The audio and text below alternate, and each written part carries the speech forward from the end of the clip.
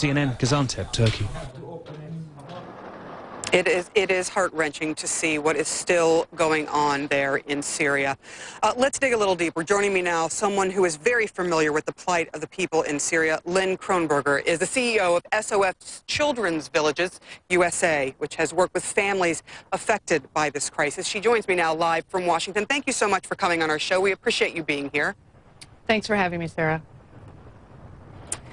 Look, I've been myself to one of the refugee camps, and the numbers at the time were smaller then, but they have swelled beyond belief. How much need isn't being met, especially when it comes to children?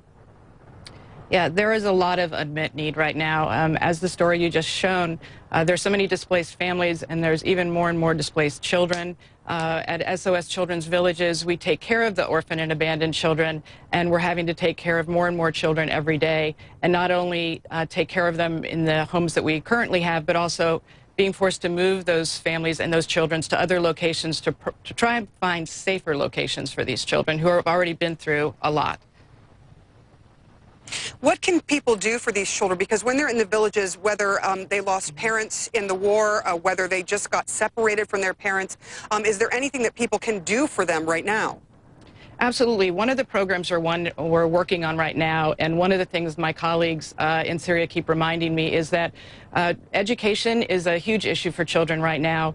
And we think of education as just children going to school. But in Syria, going to school and keeping up with your education is also providing a safe, an actual physical safe location for children. So it's not just about keeping things normal, which is so critical to children right now, but getting them out of the camps into school during the day so they have a safe place.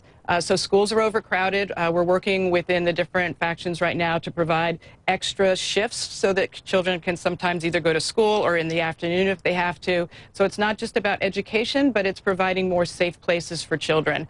So that's one of the programs that we're working on right now for stability, for normalcy, but actual physical safety. All right. Thank you so much, Lynn Kronberger. We appreciate you coming on and letting us know the situation with children and how people might be able to help. Remember, you can always find out more about, no problem, what we're working on to keep us up to date. You can go on Twitter at CNN Global X. And while we're on the subject, let's quickly update.